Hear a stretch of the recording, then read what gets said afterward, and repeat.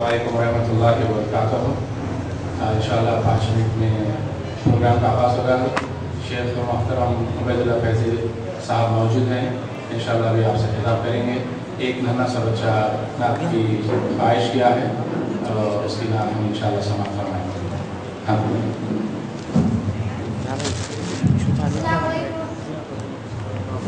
السلام علیکم ورحمۃ اللہ وبرکاتہ۔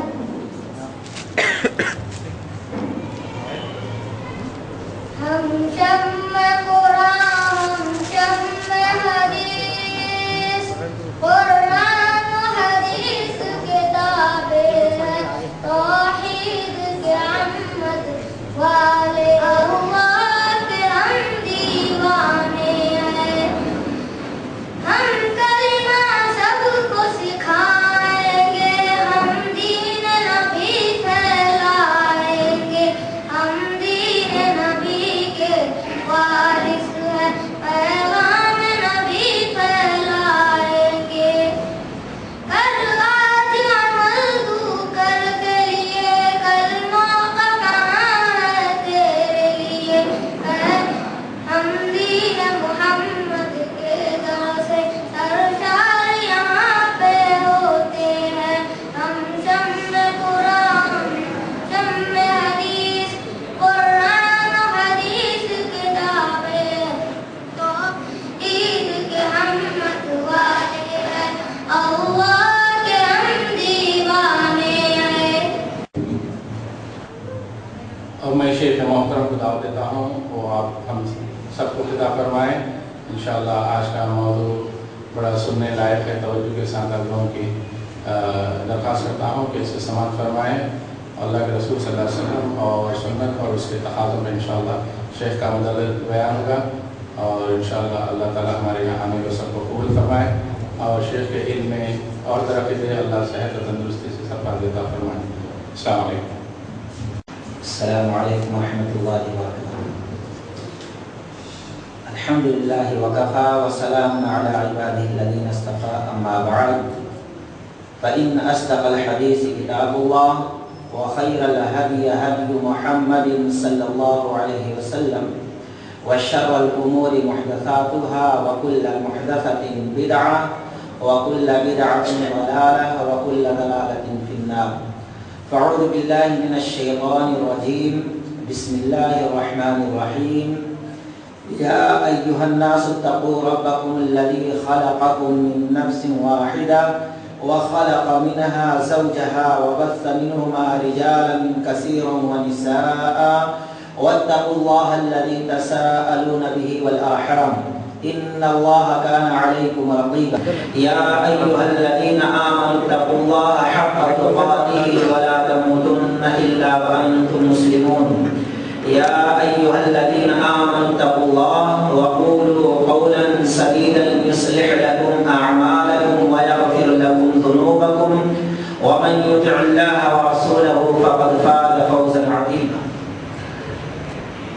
قل إن كنتم تحبون الله فاتبعوني يحببكم الله ويغفر لكم ذنوبكم والله غفور رحيم رب اشرح لي صدري ويسر لي أمري واحلل عقدة من لساني يفقهوا قولي۔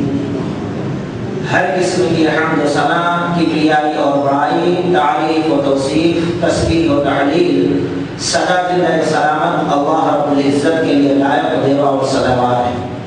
بعدہ بے شمار انگنت لا تعداد درود سلام کا تحفہ اللہ کے حبیب محمد رسول اللہ صلی اللہ علیہ وسلم پر نازل ہو۔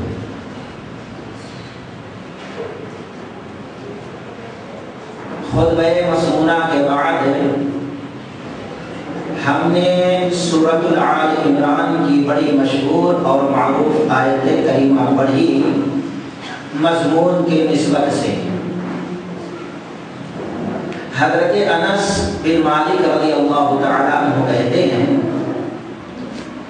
کہ ہم نبی علیہ الصلوۃ والسلام کے ساتھ بیٹھے ہوئے تھے، ایک صحابی شخص آیا، عرابی دیہاتی، اور اس نے کہا متى الساعة یا رسول اللہ صلی اللہ علیہ وسلم، اے اللہ کے نبی علیہ السلام قیامت کب قائم ہوگی؟ قیامت برپا کب ہوگی، دنیا کا اختتام کب ہوگا۔ آپ صلی اللہ علیہ وسلم نے فرمایا یہ بتاؤ تم نے قیامت کے لیے تیاری کیا کر رکھی ہے؟ تو وہ صحرائی شخص نے کہا ہم نے ویسے قیامت کے لیے کوئی زیادہ تیاری نہیں کی، یہ ضرور ہے کہ ہم اللہ اور اس کے رسول صلی اللہ علیہ وسلم سے بے انتہا محبت رکھتے ہیں۔ آپ نے فرمایا انک مع احببت، جو شخص جس سے محبت کرتا ہے وہ شخص اسی کے ساتھ ہوگا۔ حضرت انس ابن مالک رضی اللہ تعالیٰ عنہ کہتے ہیں اس سے قبل ہمیں کبھی بھی زندگی میں اتنی خوشی نہیں ہوئی تھی، نہ اس کے بعد کبھی اتنی خوشی ہوئی جتنا نبی علیہ الصلوۃ والسلام کی اس فرمان سے خوشی ہوئی کہ جو شخص جس سے محبت کرتا ہے وہ شخص اسی کے ساتھ ہوگا۔ اللہ سے دعا کریں کہ اللہ تبارک و تعالیٰ کائنات میں سب سے زیادہ اللہ و رسول سے محبت کرنے والا ہمیں اور آپ کو بنا دی۔ نبی نے فرمایا تھا من احب سنتی فقد احبنی ومن احبنی کان معی فی الجنہ۔ آج ہم خوب زیادہ دعائیں کرتے ہیں اور دعائیں کراتے ہیں اور بعد میں یہ کہتے ہیں بھائی وجہ کیا ہے، قبول نہیں ہو رہی، لیکن اس کے نتیجے پر ہم کبھی غور نہیں کرتے۔ اگر کوئی انسان کوئی کام کر رہا ہے اور پھر ہم اس کام کے کامیابی کے لیے دعا کریں تو اس کی وہ کوشش جو کام کر رہا ہے وہ کوشش کو جدوجہد اس دعا کو اوپر اٹھانے میں مدد کرتی ہے۔ اور اگر کوئی انسان صرف دعائیں کرائے اور وہ کام کے لیے کوشش نہ کرے بلکہ اس کے برخلاف کوئی عمل کرے تو وہ عمل جو ہے اس کا وہ عمل جو ہے اس دعا کو نیچے ڈھکیلتے ہوئے لا کے زمین پہ رکھ دیتا ہے۔ اسی طریقے سے اگر ہم نبی علیہ السلام کا ساتھ جنت میں چاہتے ہیں، نبی سے محبت کرتے ہیں، تو ہمیں چاہیے کہ نبی کی محبت کی علامتیں کیا ہوں گی، کن چیزوں سے نبی کی محبت حاصل ہوگی، وہ سارے اعمال ہم کریں تو نبی کی محبت جو ہمارے دلوں میں ہے اس محبت کو اللہ قبول کرے گا اور اس کے ذریعے سے ہمیں آخرت میں نجات دے گا۔ یہ ایسا مضمون ہے کہ اس بات پر کائنات کے سارے انسان متفق ہیں کہ بلا نبی کی محبت کے ایمان ہمارا مکمل نہیں ہو سکتا۔ جس شخص کے دل میں جتنی محبت ہوگی اس کے دل میں ایمانی قوت اتنی ہی مضبوط ہوگی، اور جس شخص کے دل میں نبی سے محبت کی جتنی کمی ہوگی اس کے دل کے اندر ایمان کی اتنی ہی کمی ہوگی۔ اگر کسی شخص کے دل میں نبی کی محبت ایک دم ہی نہیں ہے تو سمجھ لو اس کے دل کے اندر ایمان ذرہ برابر نہیں ہے۔ صرف محبت سے دنیا اور آخرت کی کامیابی نہیں ہے، بلکہ اگر ہم دنیا اور آخرت کی کامیابی چاہتے ہیں تو 5 چیزوں کو یاد رکھیں جو ہمارے اور آپ کے کامیابی کے لیے اہم اور ضروری ہے۔ پہلی چیز محبت رسول، محمد صلی اللہ علیہ وسلم سے محبت کیوں کی جائے؟ اللہ کے لیے ہونا چاہیے، بحیثیت شریعت کی، بحیثیت دین کی۔ اگر بحیثیت صرف محمد بن عبداللہ کی ہماری محبت ہے تو محبت کام نہیں آئے گی۔ اللہ تبارک و تعالیٰ نے فرمایا قرآن کے اندر قل ان کان آباؤکم وابناؤکم واخوانکم وازواجکم وعشیرتکم واموال اقترفتموها وتجارة تخشون کسادها ومساکن مساکن ترضونها احب الیکم من اللہ ورسولہ وجہاد فی سبیلہ فتربصوا حتی یأتی اللہ بامرہ ان اللہ لا یہدی القوم الفاسقین۔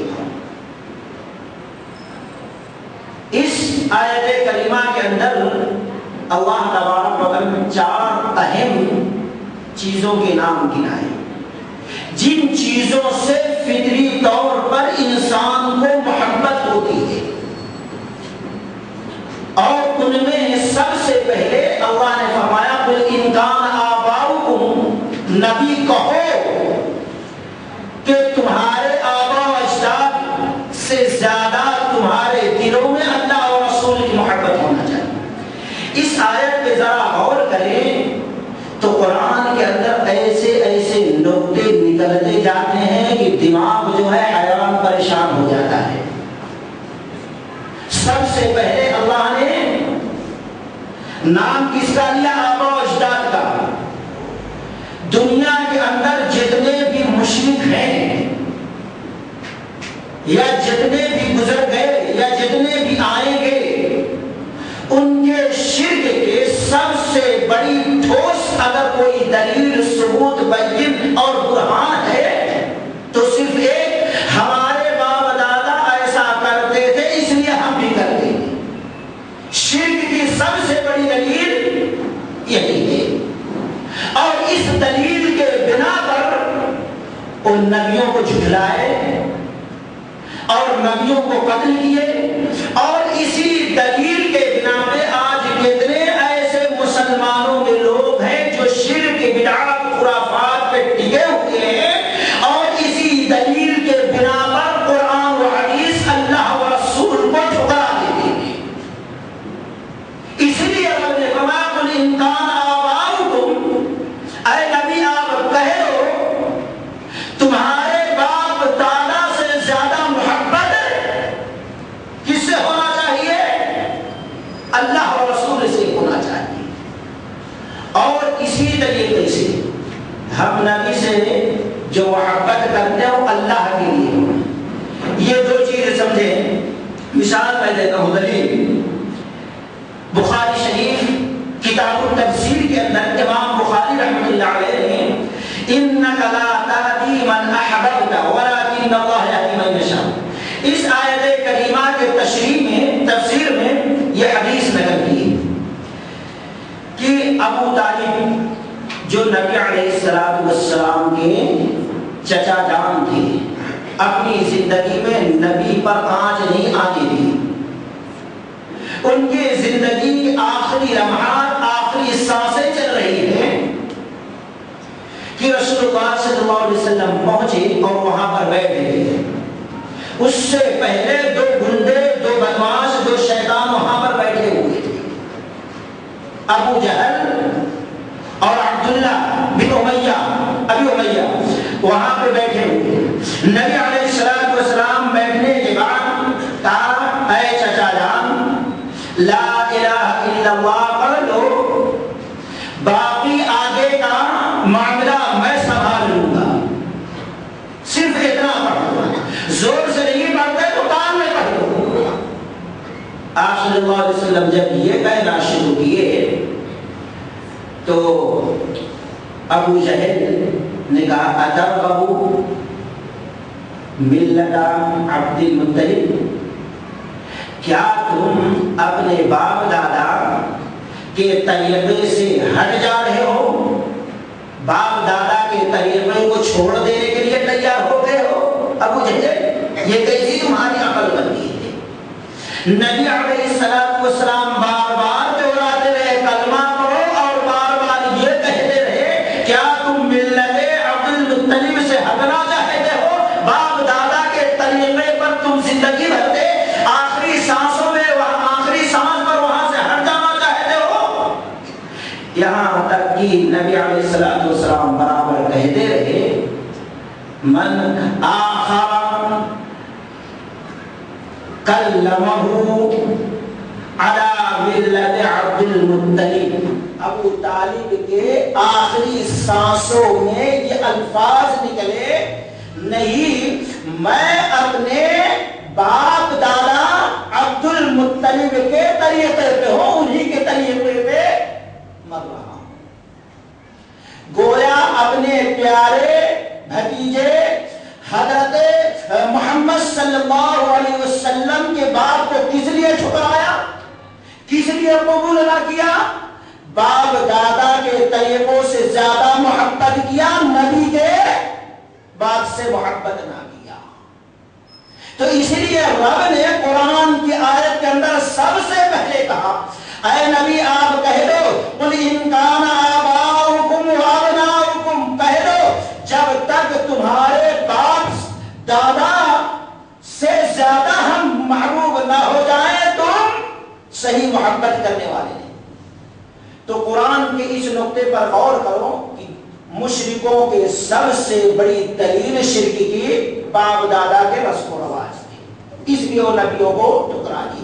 اس لیے رب نے سب سے پہلے باپ دادا کا ذکر کیا، اور پھر اس کے بعد ہم دیکھتے ہیں کہ بہت سے لوگ اس وقت بھی تھے، آج بھی تھے، بحیثیت محمد بن عبداللہ کے محبت کرتے تھے، اور آج بھی بحیثیت محمد بن عبداللہ محبت کرتے، بحیثیت رسول، بحیثیت نبی آج ہم دیکھتے ہیں مسلمان بھی محبت نہیں کرتا۔ اگر کوئی شخص بحیثیت محمد بن عبداللہ کے محبت کرے، یعنی اللہ کے لیے محبت نہ کرے بلکہ نبی سے ڈالے کے محبت کرے، تو ایسی محبت بھی نبی سے اللہ کی قسم دوزخ میں جانے سے روک نہیں سکتی۔ امام مسلم رحمۃ اللہ علیہ دوسری حدیث نقل کرتے ہیں کہ جب کلمہ نہ پڑھے ابو طالب تو اللہ کے نبی علیہ السلام کیا کہہ رہے تھے؟ کلمہ پڑھ لو ہم دوزخ سے بچا لیں گے۔ کلمہ نہ پڑھے، مر گئے باپ دادا کے رسم و رواج پر، جب رونے لگے گڑ گڑانے لگے تو اللہ تعالیٰ نے وحی بھیجی نبی علیہ السلام پر۔ نبی نے فرمایا میری محبت بھی میرے چچا کو دوزخ سے بچا نہیں سکتی، محبت تھی، میرا بہت ساتھ دیے، اتنا ضرور ہوگا کہ ان کو دوزخ کے لوہے کی جو جوتیاں ہوگی جس کو دوزخ کے انگاروں میں پکایا گیا ہوگا ابو طالب کے پیروں میں پہنا دیا جائے گا، جس کے وجہ سے اس کا دماغ ایسا کھولتا ہوگا، ایسا کھولتا ہوگا، ایسا ابلتا